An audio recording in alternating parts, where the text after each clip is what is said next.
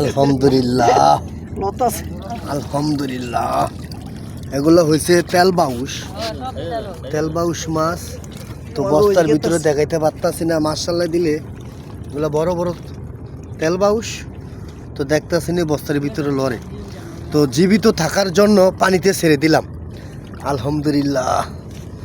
তো এই যে আমার বাজানে পাইছে আলহামদুলিল্লাহ, বাজানেরা অনেক কষ্ট করছে। তো মূলত এগুলা বসে দিয়ে ধরে। তো কাকা আদার কি আদারে ঠিক নেই, ইসা মাছ, তারপরে শুধুমাত্র মাছ দিয়ে ধরা হয় এই মাছগুলা। হ্যাঁ, তো প্রিয় দর্শকবৃন্দ ভাইয়েরা আপনারা দেখলেন, তো মূলত এগুলা বড় বড় মাছ, বিশাল বড় বড়। তো খুলে দেখাইতে পারতাছি না, আমি দুঃখিত এজন্য। তো ভিতরে কিন্তু তারা লড়তে আছে, প্রচুর বড় বড় মাছ আলহামদুলিল্লাহ। তো খুললে হয়তো চলে যেতে পারে, এই কারণে খুললাম না। তো মাছগুলাকে শুধু জেতা রাখার জন্য পানিতে ই করে থইলাম। এই যে দেখেন, এই যে মাছগুলা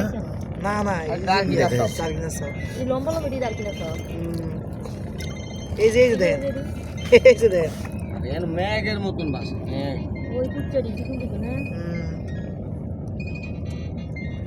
মাছ খাইতে স্বাদ আছে।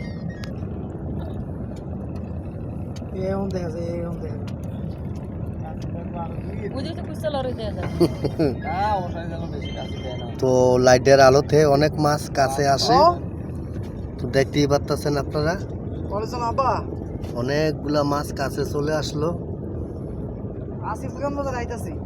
কাইকা মাছ, তারপরে গুড়া গুড়া ইত্যাদি ইত্যাদি। এগুলা কি মাছ আমি নিজে বলতে পারবো না। তো জোয়ারের সাথে সাথে মাছ বগলে চলে আসে, তো দেখতেই পারতেছেন আপনারা। তো আসসালামু আলাইকুম চাচা, আপনার নাম কি? শফিক। বাড়ি কোথায়? হেফার কোন জায়গা এটা? তো শ্রমিক কলোনি মেন হইলো আমার চাচা। এই চাচায় মাছগুলা ধরছে, এক একটা মাছ আলহামদুলিল্লাহ 5 কেজি 6 কেজি 7 কেজিও হবে। তো মাছগুলার নাম কি চাচা? তেল বাউস। হ্যাঁ, এগুলা বিক্রি করেন কোথায়? মতলব। হ্যাঁ, তো আদারটা কি? মুরকার পেটি। হ্যাঁ, তো মুরকার পেটি সিদ্ধ করে লোন লাগে না চাচা? কাঁচা। তো দেখলেন তো আপনারা, বললো চাচায় এই যে বসিগুলা পেতে রাখছে বলফের চিপায়। এই যে দেখতে পাচ্ছেন, এই যে 50 সাথে বসি, তো চিপায় পেতে রাখছে। ইনশাল্লাহ এই দড়িটা মনে করেন টানের লগে ভিতরে ঢুকে এলায়, ঠিক আছে। তো আলহামদুলিল্লাহ আরেকটা বসি টান মারছিল মাছে।